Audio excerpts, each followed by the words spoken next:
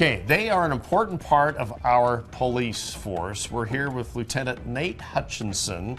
He is the commander of the Salt Lake Metro Gang Unit. Thanks so much for being here today. We wanted to profile a little bit about what you do. You play such an important role. Yeah, thanks for having me. Yeah. Well, first of all, we want to throw up just some stats. They don't really say a lot other than how many like felony arrests, gang arrests you make. First of all, in this year so far, you've had 224 felony arrests. That's last year you had 282.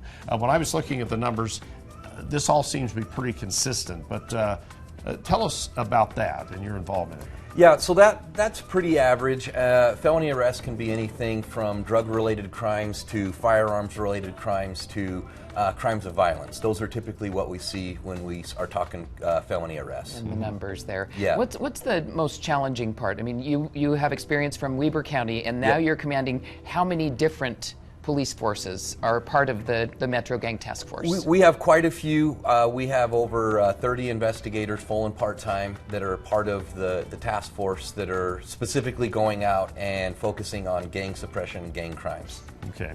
One other stat we're going to put up, and that is gang arrests. Yeah. So far this year, there have been 113. Last year, altogether, you had 152. Again, is that pretty much consistent with what happens every year? Yeah, that is. We're seeing a pretty normal trend in what we would normally see for this time of year and what we would expect year after year in terms of gang arrests.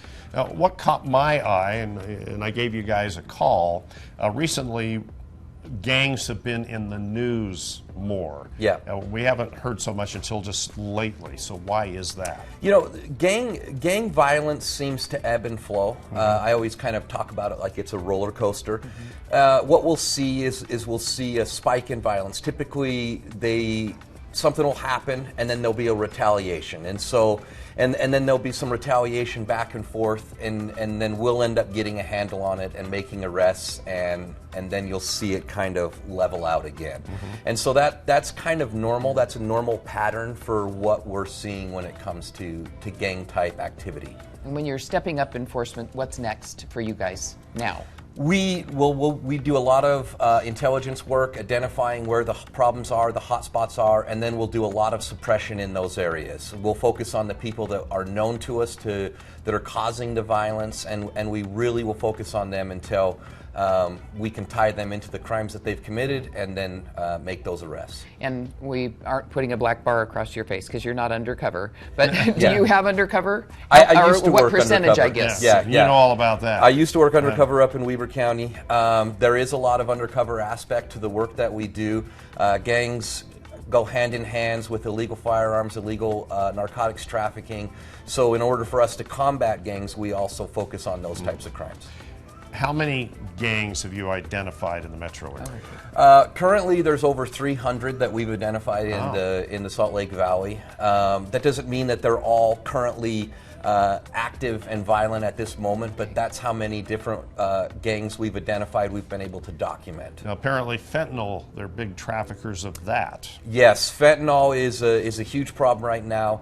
A lot of the gang activity that we see is tied in with the narco cartels in Mexico, and those cartels will use the gangs up here in Utah to traffic those illicit drugs throughout the area. So Metro Gang Unit ends up being also tied into DEA and we do, yeah, much larger do. aspects. A lot of our work is in the narcotics realm. We do have to do a lot of drug suppression. Yeah. It's just hand in hand with the gang culture. In different areas of the country, we've seen Venezuelan gangs, which have been somewhat violent. Yes. So, any evidence of that here? We haven't seen that here yet. We've been paying attention to it. We've been focusing to see if we've seen them. We have not seen them here. So we're just still typically seeing our homegrown and local gangs that we've been seeing for a while now. Is there any kind of anti-gang early education to keep kids from joining? Yeah, so what I am is I'm the commander of the Salt Lake Area Gang Project. One wing of ours is the gang unit, the enforcement, the police officers, but we have another aspect called Choose Gang Free. And this is an advocate program where we have advocates in the schools, and they are designed to work with kids both inside of gangs already and those kind of on the fringe that are about to join.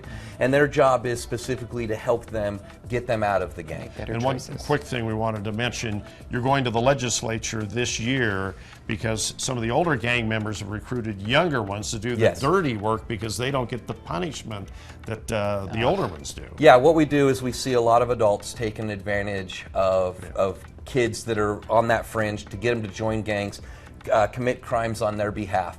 And so in order to combat that, we have worked with our juvenile justice partners around the area, and we've came up with a statute we feel will help with that, and that is going to put stiffer penalties on adults that take advantage of youth. Wow. All right. Lieutenant Nate Hutchinson, thank you very much. Thank you. Best of luck to you. We appreciate the work that you and your fellow officers do out there. Big Awesome. team. Thank you for having me. Thanks. Okay, you bet.